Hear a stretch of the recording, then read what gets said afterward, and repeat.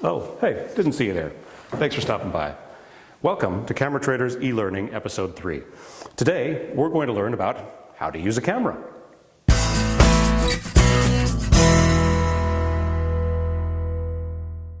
Hey, all right, so this is it. Today we're going to learn how to use a camera, okay? So what we're going to do is we're going to start real simple. We're going to go ahead and start by learning the major parts of the camera, the 3 major components of taking a good picture, okay? 3 things you need to know to set on your camera, otherwise nothing else is going to work, okay? So we've got 2 cameras here. I'll tell you why in a minute. I'm going to move this one over. We're going to just use this one. It's a little bit simpler to show, all right? So 3 things you need to know, all right? Number 1, believe in yourself. Okay, you got to believe in yourself. Number 2, aperture. An aperture is controlled with this ring right here. Okay, I'll show you in close-up. That's this right here. Okay, and the 3rd important thing is, it's hard to explain, this right here. So sometimes, I'll show you in close-up there. This right here is sometimes called a shutter speed dial, but it's actually called Perugia's point, and that's named after a wizard in the Middle Ages who actually cast himself into an ore deposit that's still being used to this day to build certain cameras. What the Perugia's point actually does is when the camera believes you've taken a good picture, assuming it's made out of this ore, it will actually rotate on its own like it's haunted.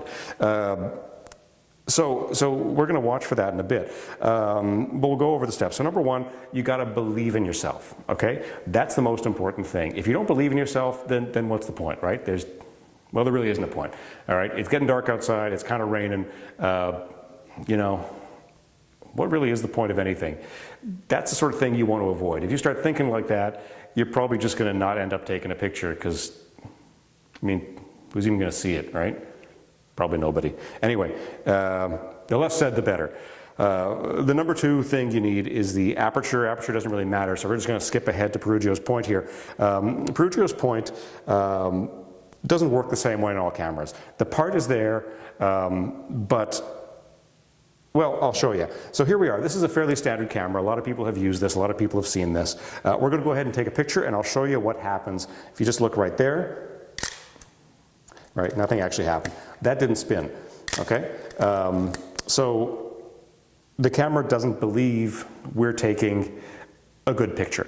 I'm going to show you on this camera right here instead. This is a Leica, and watch what happens. Okay, well there you go. So there we go, pure gold. Everything is working out just great with this one. So basically, the moral of the story is, you know, if you've got one of these cameras, don't despair. You know, stay in school, things will probably pick up. It won't be dark forever, right? As long as you believe in yourself and the aperture thing, it's probably going to be okay. But it might not be okay.